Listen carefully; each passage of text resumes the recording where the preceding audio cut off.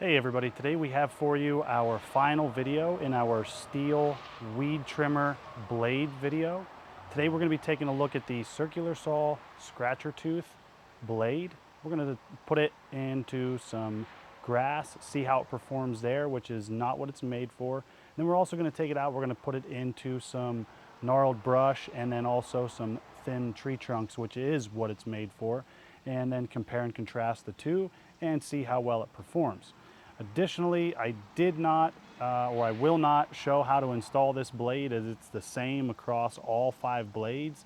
So I will include a link in the description below for the 4-blade video, which I did show how to install that blade so that you can see how to install this one, because it is the same process. So without any further ado, let's go do some trimming with our scratcher tooth circular saw blade.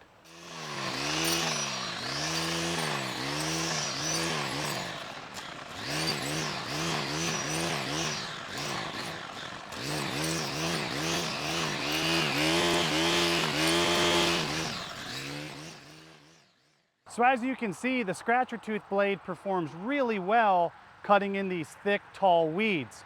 So now let's move down to another set of weeds and see how the scratcher tooth performs there. So now we're going to cut this tall, dry grass and see how well the scratcher tooth performs.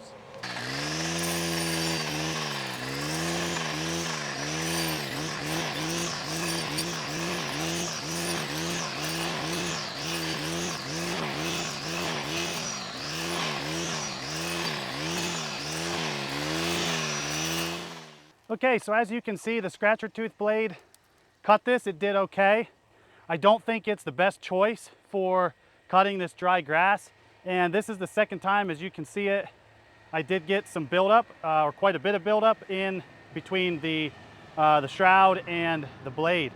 And I don't know if it's because the blade, the shroud, or when I'm moving back and forth when I go to the right, because the blade is spinning counterclockwise. If when I go to the right, because the blade's not meant to cut that way, that it's just binding that and filling that all up. So I don't know exactly what the cause of that is, but I did get quite a bit of buildup on both cuts.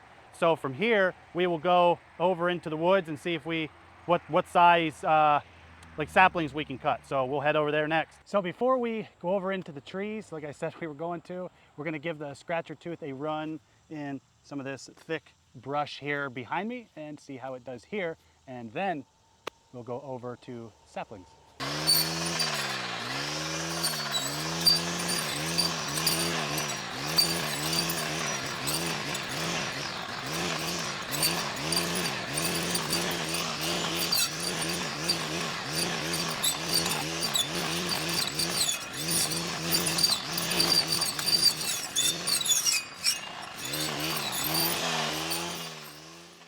So as you can see behind me here, the scratcher tooth blade performed really well cutting through this gnarled brush. I would absolutely use it again to cut something like this. So now that we're down in the woods, we're going to use the scratcher tooth blade to cut some saplings. I have chosen a few that are different diameters to see how well it cuts. So here we go.